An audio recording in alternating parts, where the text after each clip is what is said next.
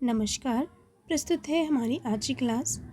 आज हम अलंकार से संबंधित अन्य प्रश्नों को पढ़ेंगे। तो प्रारंभ करते हैं अपनी आज की क्लास। आज का हमारा पहला प्रश्न है, कहती हुई यूं उत्तरा ने नेत्र जल से भर गए, हिम के कणों से पूर्ण मानो हो गए पंकज नए। फिर से सुनिएगा।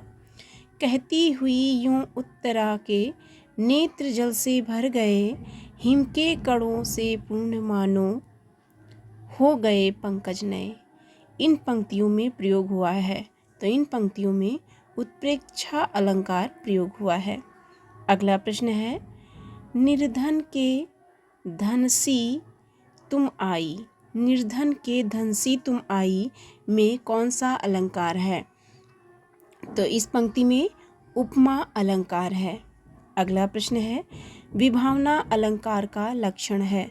तो विभावना अलंकार का लक्षण है बिना कारण के कार्य की सिद्धि होना। यह विभावना अलंकार का लक्षण या विभावना अलंकार की परिभाषा है। अगला प्रश्न है, अमिय झरत चहु ओर सो, नयन ताप हरिलेत, राधा जू के वदन अस, चंद उदित केहि हेत। उक्त उदाहरण में अलंकार है, तो यहाँ पर प्रतीप अलंकार है। अगला प्रश्न है, पाँव महावर दैन को, नाइन बैठी आई, फिर जान महावरी, एड़ी मीढ़ती जाय। उपर्युक्त दोहे में अलंकार है, तो इस दोहे में भ्रांतिमान अलंकार है। अगला प्रश्न है, भरत मुनि ने किन चार अलंकारों का उल्लेख किया है? भरत मुनि ने किन चार अलंकारों का उल्लेख किया है? इसका सही जवाब है उपमा, रूपक, दीपक और यमक अलंकारों का उल्लेख भरत मुनि ने अपनी रचना में किया है।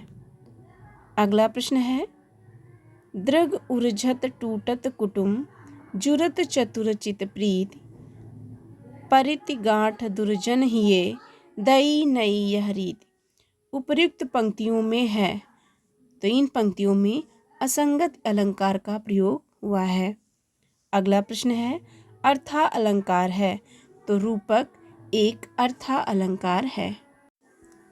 अगला प्रश्न है, उपमेय में उपमान के निषेध रहित आरोप होने पर होगा। उपमेय में उपमान के निषेध रहित आरोप होने पर कौन सा अलंकार होगा? तो इसका सही जवाब है रूपक अलंकार होगा। अगला प्रश्न है, चरण कमल बंदो हरिराई में कौन सा अलंकार है? तो चरण कमल बंदो हरिराई इसमें रूपक अलंकार है। अगला प्रश्न है, एक ही शब्द के दो या अधिक अर्थ वाले अलंकार का नाम है। तो इसका सही जवाब है श्लेष अलंकार। अगला प्रश्न है, एक उपमेय के लिए अनेक उपमान प्रयुक्त होने पर होता है। एक उपमेय के लिए अनेक उपमान प्रयुक्त होने पर होता है, तो इसका सही जवाब है मालोपमा अलंकार। अगला प्रश्न है, सत्य कथन के स्थान पर असत्य कथन हो तो होता है। सत्य कथन के स्थान पर असत्य कथन हो तो कौन सा अलंकार होता है? इसका सही जवाब है अपनुहिति अलंकार। अगला प्रश्न है, था स्वप्न या मतिभ्रम, था स्वप्न या मतिभ्रम, माया की हाय छल था। था स्वप्न या मतिभ्रम, माया की हाय छल था पंक्ति में है, तो इसका सही जवाब है इन पंक्तियों में संदेह अलंकार है। इन पंक्तियों में संदेह अलंकार मिलता है। अगला प्रश्न है, पीपर पात सरस मंडोला में कौन सा अलंकार है? तो पीपर पात सरस मंडोला में उपमा अलंकार है।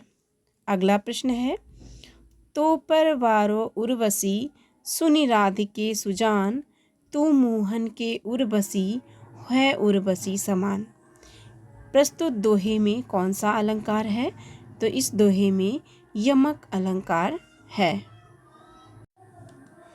अगला प्रश्न है, बिरह भुवगम तन बसे, मंत्र न लागे कोई, राम वियोग न जीवे, जीवे तो बौरा होई। कबीर के इस पद में कौन सा अलंकार है? कौन सा अलंकार है? इसका सही जवाब है रूपक अलंकार। अगला प्रश्न है, असुवन जल सींच सींच प्रेम बेली बोई, अब तो बेली फैल गई, आनंद फल हुई। फिर से सुनिएगा, असुवन जल सींच सींच प्रेम बेली बोई, अब तो बेली फैल गई, आनंद फल हुई। इन पंक्तियों में प्रयुक्त अलंकार है, तो इसका सही जवाब है यहाँ पर रूपक अलंकार का प्रयोग हुआ है। अगला प्रश्न है, जहाँ प्रशंसा के बहाने निंदा की जाए अथवा निंदा के बहाने प्रशंसा की जाए वहाँ होता है। फिर से सुनिएगा, जहाँ प्रशंसा के बहाने निंदा की जाए और निंदा के बहाने प्रशंसा की जाए वहाँ पर कौन सा अलंकार होता है? तो इसका सही जवाब है वहाँ पर व्याज स्तुति अलंकार होता है। अगला प्रश्न है, वह अलंकार जिसमें वाच्यार्थ गौड़ और व्यंग्यार्थ प्रधान होता है। तो इसका सही जवाब है अन्योक्ति अलंकार में। अगला प्रश्न है, नी की पे फीकी लगे बिन अवसर की बात। नी की पे फीकी लगे बिन अवसर की बात, जैसे बरनत युद्ध में नहीं सिंगार सुहात। उक्त पंक्तियों में प्रयुक्त अलंकार है, तो इसका सही जवाब है यहाँ पर उदाहरण अलंकार है। अगला प्रश्न है, मुनि तापस जिनके दुख लहही, ते नरेश बिनु पावक दहही। मुनि तापस जिनके दुख लहही, ते नरेश बिनु पावक दहही पंक्ति में है, तो यहाँ पर विभावना अलंकार है। अगला प्रश्न है, वह आचार्य जिसने शब्दालंकारों को अधम काव्य, अर्थालंकारों को मध्यम काव्य तथा गुणीभूत व्यंग और ध्वनि को क्रमशः उत्तम और उत्तमोत्तम कहा है। इसका सही जवाब है मम्मट। अगला प्रश्न है, प्रतीप अलंकार के भेद होते हैं। तो इसका सही जवाब है प्रतीप अलंकार के 5 भेद होते हैं। अगला प्रश्न है, दूर दूर तक विस्तृत था नभ, स्तब्ध उसी के हृदय समान।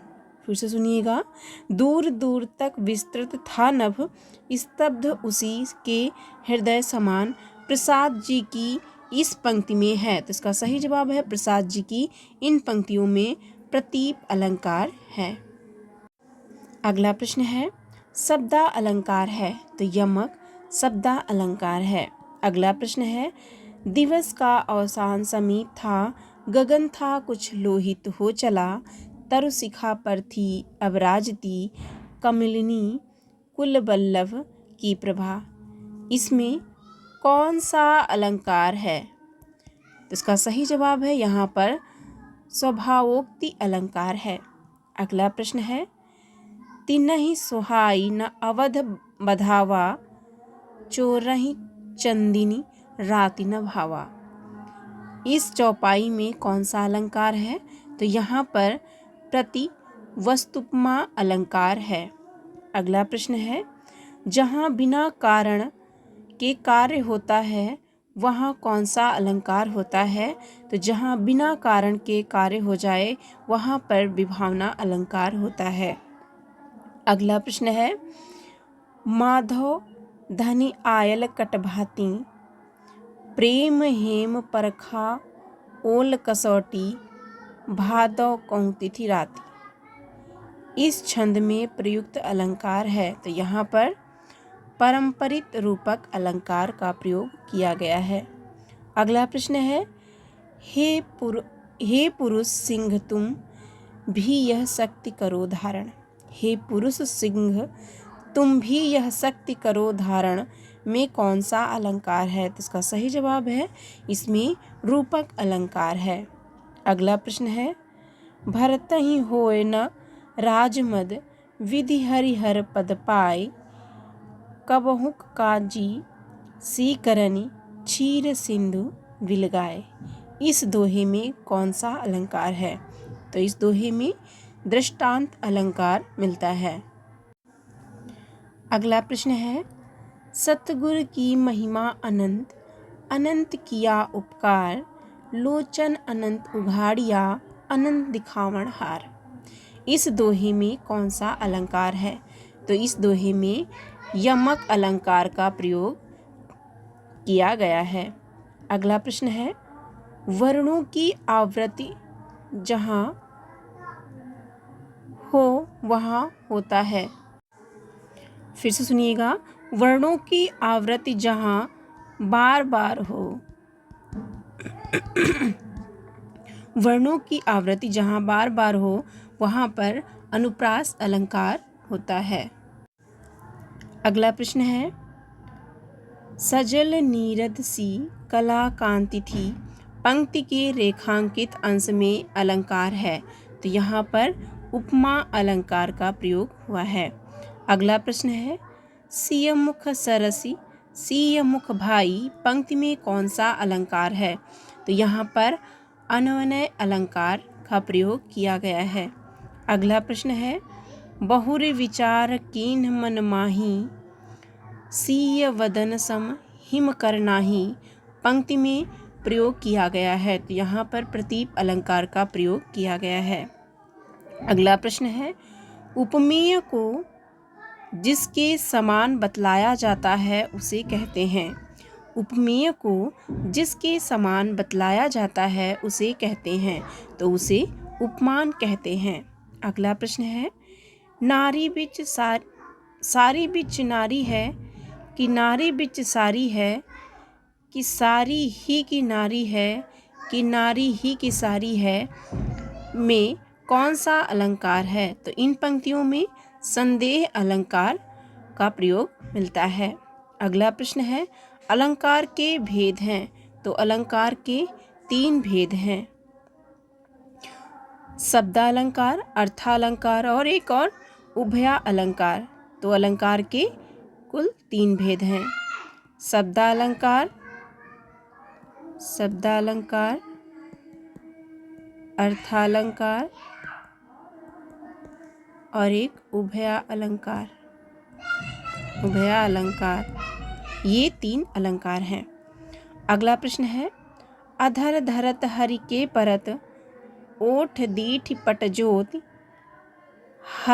हरित बांस की बांसुरी इंद्र धनुष रंग होती।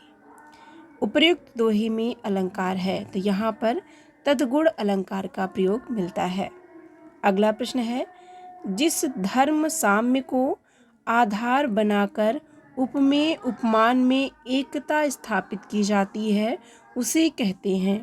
तो इसका सही जवाब है उसे साधारण धर्म कहते हैं। अगला प्रश्न है बिनु पद चले सुने बिनु काना कर बिनु कर्म करे विधि नाना। इसमें अलंकार है तो यहाँ पर विभावना अलंकार का प्रयोग मिलता है। अगला प्रश्न है जब उपमेय को उपमान से श्रेष्ठ बताया जाए तो अलंकार होता है। तो जब उपमेय को उपमान से श्रेष्ठ बताया जाता है वहाँ पर प्रतीप अलंकार का प्रयोग मिलता है।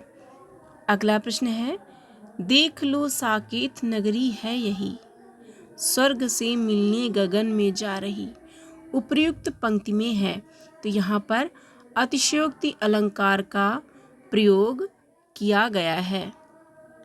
अगला प्रश्न है सादृश्य मूलक अलंकार हैं तो व्यतिरेक और उत्प्रेक्षा ये सादृश्य मूलक अलंकार हैं।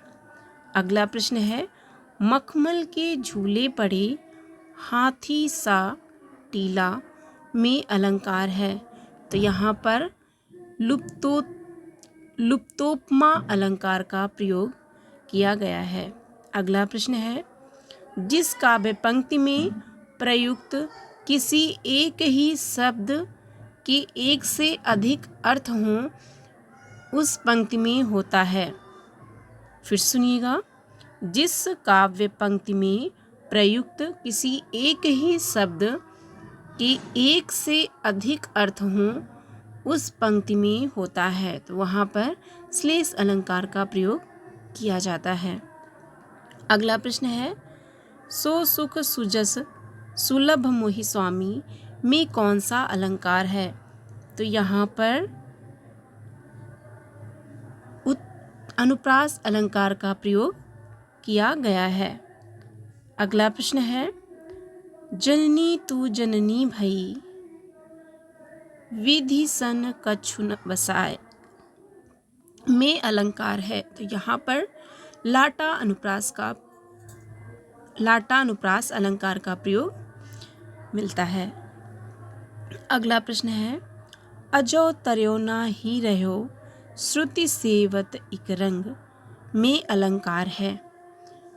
फिर से सुनिएगा, अजो तरयो ना ही रहो श्रुति सेवत इक रंग में अलंकार है, तो यहाँ पर श्लेष अलंकार का प्रयोग मिलता है। तो ये थी हमारी आज की क्लास। कैसी लगी ज़रूर बताइएगा, और अगर अच्छी लगी हो तो हमारे चैनल को सब्सक्राइब कीजिए, लाइक कीजिए और अधिक से अधिक लोगों तक शेयर कीजिए। धन्यवाद। जय हिंद।